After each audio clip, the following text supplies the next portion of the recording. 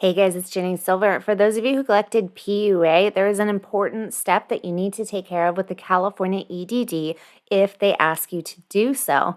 The EDD recently issued a statement that due to federal regulations, they are required to collect documentation substantiating any claims that you made on your application that you were self-employed prior to the pandemic or that you had a promise to start a job which was canceled due to COVID.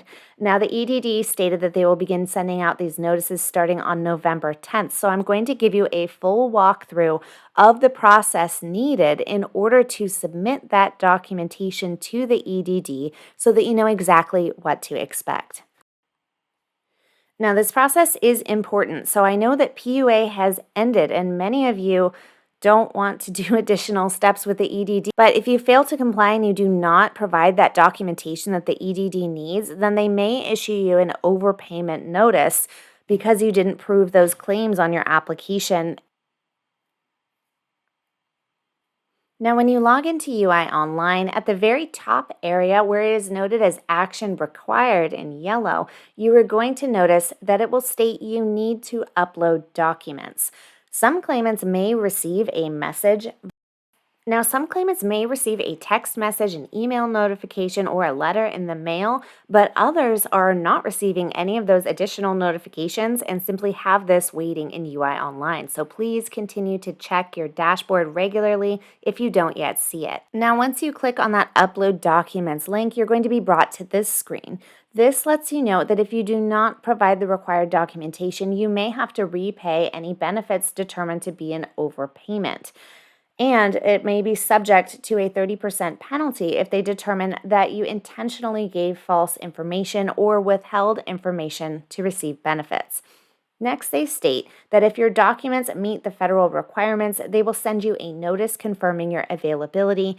And if they determine that you are not eligible for benefits, then they will send you a notice of determination. Now, if they send you a notice of determination, you can then appeal that decision. So if you disagree with that, you can appeal that decision and you can try to get an overpayment waiver if that applies to you. So next, you're going to click the blue button that says Upload Employment Documents. Upon clicking that button, you will then be brought to this screen. Now, the EDD provides a list here of documentation that you could choose to upload in order to verify your self-employment or employment or potential employment. They state also that this list is not comprehensive and they will accept other documents as proof. For self-employment, they state here that you can upload state or federal employer identification numbers, business licenses, tax returns, business receipts or invoices, signed affidavits verifying your self-employment, contracts or agreements, or bank statements from a business account that shows claimant's self-employment. If you're trying to verify that you had planned to begin self-employment, they state that you can upload a business license, state or federal employer identification number, written business plans, or lease agreements. If you're trying to prove traditional employment, you can upload paycheck stubs, earnings and leave statements, or W-2. And if you're trying to prove that you're going to begin traditional employment, but that job was canceled, you can provide letters of offering of employment or a statement or affidavit with the employer's name and contact information verifying an offer of employment. To prepare your documents, you need to make sure that they are clear and readable so that the EDD can actually verify using the documentation provided. They state that you can scan the documents or take a picture with your mobile device. The maximum file size is 25 megabytes and up to 20 attachments in total. Multiple documents may be included as one single attachment. Acceptable documents include JPEG, TIFF, PNG, GIF, and PDF. Now, the next step is going to be to click Next to upload your documents. But once you click Next, you only have 30 minutes to upload your documents. So please make sure that you do not click this Next button until you're ready to actually upload those documents. So once you click Upload Your Documents, you're going to be taken to a Docusign page, and this is going to be custom tailored to your own unique claim. Your notice may have been received on a different date than this particular notice. Now, the EDD will issue you a 90-day time frame after receipt of your Now, this is the place where you want to verify the specific year of documents that you are going to need to send in. Each letter for each different claim is going to have a different effective date here. So do not go based on what this sample shows.